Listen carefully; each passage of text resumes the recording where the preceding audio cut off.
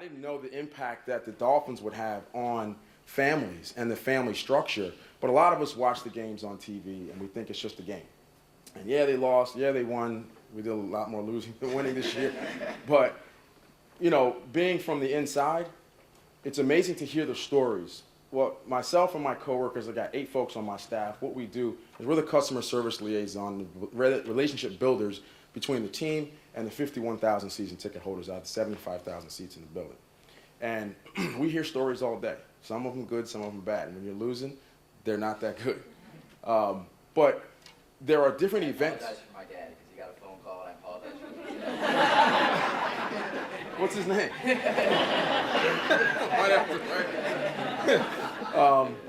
No, it's okay. We get it every day. Trust me. Trust me.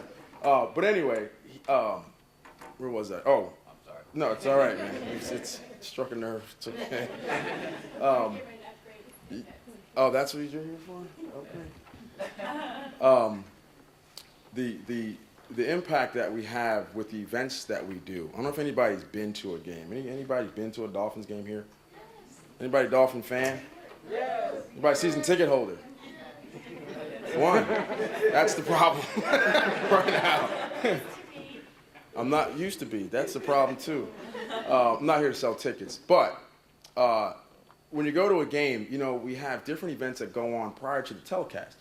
I noticed that when they're doing the flag presentation, if you've ever seen that, and the national anthem is being sung, and you got these 4 jets going across right on cue, you know, they roll the flag up, but we're on the field, and we're able, because we're running that event, and we're able to watch people walk off the field. And I had no idea the impact of something like that, where people are walking off crying. And I'm saying, you know, ma'am, are you okay? Sir, are you okay? And they're saying, well, you know what? My dad was a veteran and died, or something like that, you know, or I remember the first time my dad brought me to a game. I can't believe I'm here on the field, and this is him right here. You know, and these are moments, 3-hour games that we're just thinking is a bunch of passes and interceptions, a lot more interceptions than this year, but they're moments that you share with your father or with your mother, but with your parents, you know. And if the dad's not there, because a lot of times dads are, let's be honest, football fans. They're more male football fans than there are female football fans. If the dad's not there to explain the game or to just share that moment with you, you know, then how are you to learn the game? You know, you have to go to a book or a seminar or something like that, which we have too. And then there's halftime, you know, where we do different things, you know, invite people down, and that's a special moment. So that field and that game are very, very special. There are some folks who say, you know what, I know a season ticket member, I'm not going to mention his name, who was homeless, and earned his way into buying a season ticket. And part of him becoming homeless, without sharing his walk with you, was that he lost his father. And him being able to work his way out of that poverty and buy season tickets was like an amazing thing to him. And he drives down from Carolina every single game. And it's amazing to watch how much of an impact the game means. Win or lose, he's happy because he's able to afford the ticket, and he pulled himself up from his bootstraps, and he went down because he lost his dad in something tragic. And the game means so much to him that he bought 2 seats. And he's got a seat that's empty. He doesn't use it. It's for his father.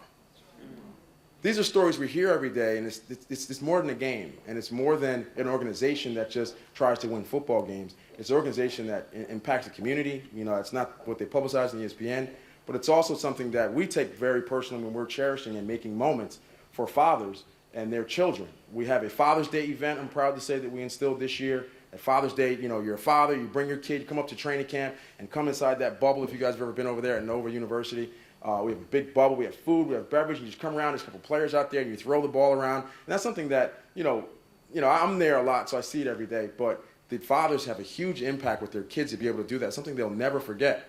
So, you know, I came from that, and my dad, you know, did those types of things with me, and I'm proud to say that I am where I am because of my parents, you know. And then I got this little 5'1" impact, that's my sister, that has also done the same thing, and I'm proud to say that she's in medical school and studying to be a doctor, and it's because of the Huxtable-like reality family that we had, and it's all due to my parents and staying together and doing what they need to do for their parents, and it's that reason and that togetherness and that observance that I had and that my sister has that keeps us successful and makes us drive and pushes us forward. So I think the message here is when I think about Upbeat Dad, I think about my dad.